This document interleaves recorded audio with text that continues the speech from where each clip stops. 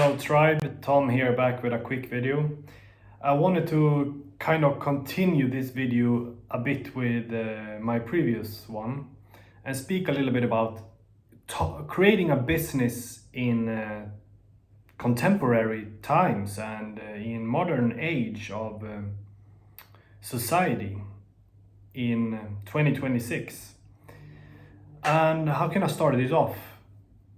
I know business owners. I've been a business owner myself.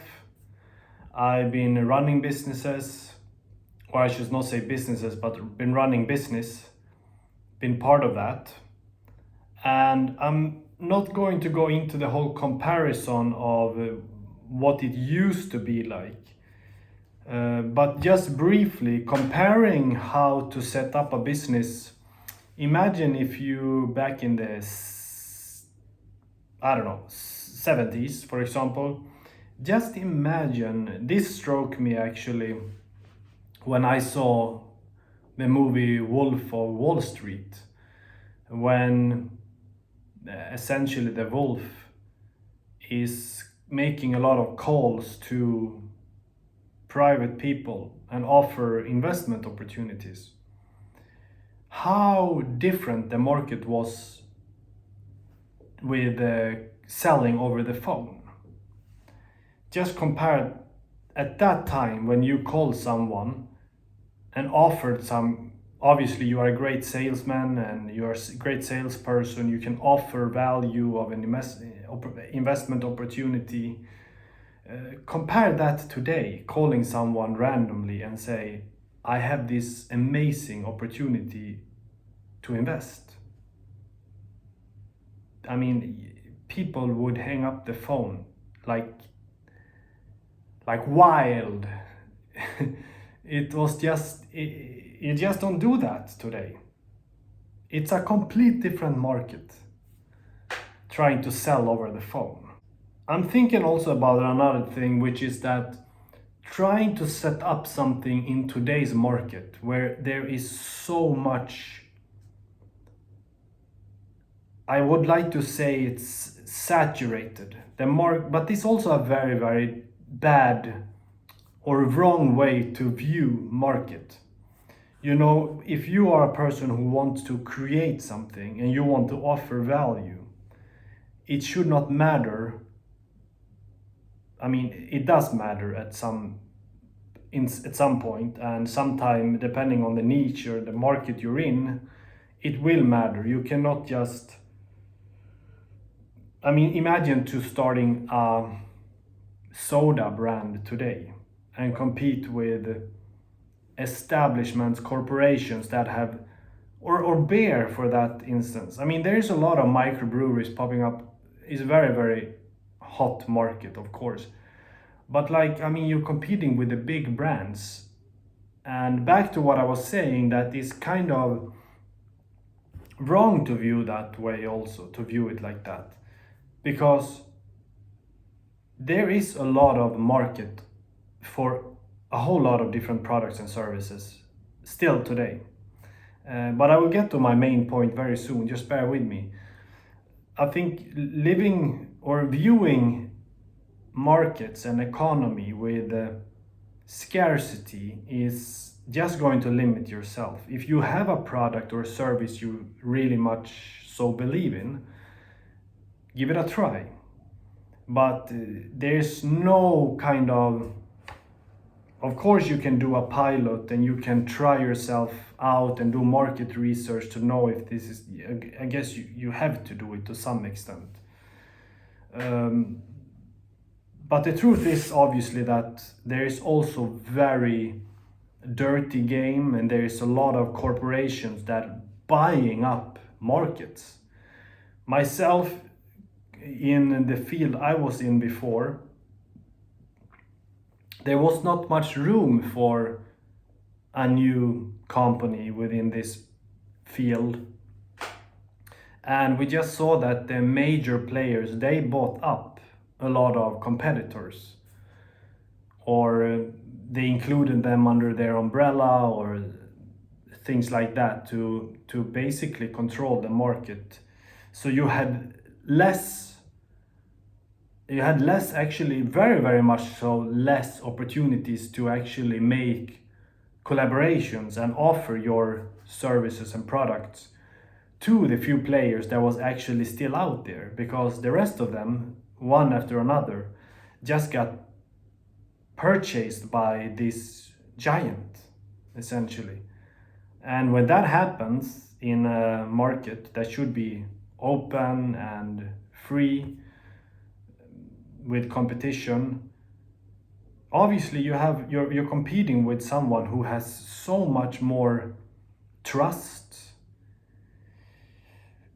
capital or liquid flow, and just all resources to take more shares of the market, to take the bigger piece of the market.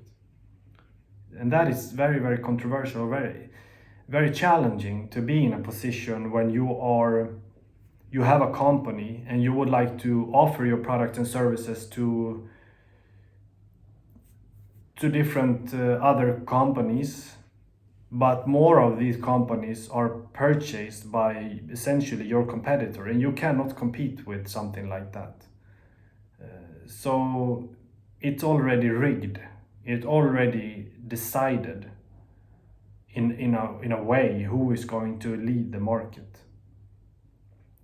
But now to what I was talking about, what it brings me back to this point that to set up a business in 2026, this is the thing. There are many people out there, and I don't know how to really frame this, but many people they come from a background with either it's a network, it's an establishment, it's resources, most likely capital. And when they come from a place like that, they have already the whole infrastructure laid out for them. So that's the thing, it's not always it doesn't matter if you have a great idea, you have a great product or a great service. That may be all true. The whole model or the whole concept sometimes is really there for you. But then there are factors that makes it not possible to execute it, because you are competing with people who already they are born into a infrastructure, a corporation-like infrastructure, where they can just roll on with a continuous network, and they are like 100 steps ahead of you. And that makes it very, yeah, especially when we know how the economy is also. Most people then are just falling into a brick in a larger game, if you wish. Think about it. If you cannot execute your model or your idea because of these circumstances, you will fall into some kind of a position, or just like a cog in the wheel.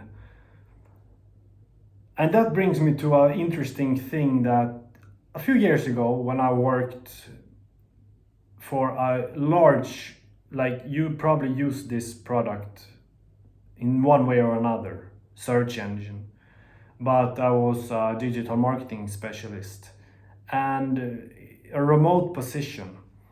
And follow with me now, and you realize the connection I'm making to how, like, pointless on a larger scale we are in a larger picture or a larger perspective. So I was in the position where we were working remotely, and every now and then we had to travel and going to show up in office, just for one day or for 2 days or something like that.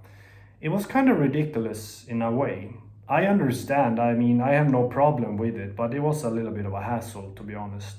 That's a whole other story in itself. I had to travel, and I slept in horrible hostels just because I wanted to save money. I could afford spending money in a nice hotel, but I don't know, for some reason I just wanted to feel that hostel like vibe again, I guess, that I've been traveling before. But anyway, I traveled down and staying in this horrible hostel, could barely sleep. And I went into office one day, and then for another day, so 2 days in a row. And that I had to do every month or something like that for a period of time until I resigned. But it was kind of hilarious. Like the first day, my teammates and supervisor, they were all there, and like nobody really cared of my teammates or my supervisor that I was really there. I mean, the supervisor kind of made it sound like, yeah, Tom, you have to be here, and I did have to be there. And then the other day when I came in, there was like nobody there. For a few times, I don't remember how many times, but like I can probably count the times on a hand. And one time I went, and the second day I went into office, and there were nobody there, basically just a few other people from other teams, other nationalities. So I just left during lunch and took a bus back. And now when I think about that, and think about your own perspective, like how many times it's probably been that, like what difference did it really make that you went there in a position that, yeah, you provide value, you help someone out. For me, it made a difference to go in there, because I mean, I guess it would have been a problem if I didn't show up, if I resisted, if I argued, and yeah, basically resisted. Probably that would have led, for me, that made a difference, is what I'm saying. I mean, it could have led to problems and maybe reasons for not keeping me or something like that. But on a larger picture, what difference did it make for the company that I was working for? Did it have any financial implications? I mean, maybe if they couldn't register that each worker went in, that would register some kind of loss in revenue or something. I really don't know. But what I'm saying is that a lot of times I realized in my life, there are silly things we do that don't change the way we are working, how we perform, the results, the revenue. I mean, you can go on and go on and go on with this, but it is somehow just small things we gotta do for someone. But in the long run, when you think back on it, it has no difference. It made no difference for the corporation you're working for, regardless. Maybe it's a little bit off topic here, but really we are in positions where very little control. We have to just put in our efforts and put in our value and trying to just get by and do the best that we can to the best of our capability. But there are so many small silly things that it seems pointless. So yeah, that is a few experiences from me. Thank you for listening.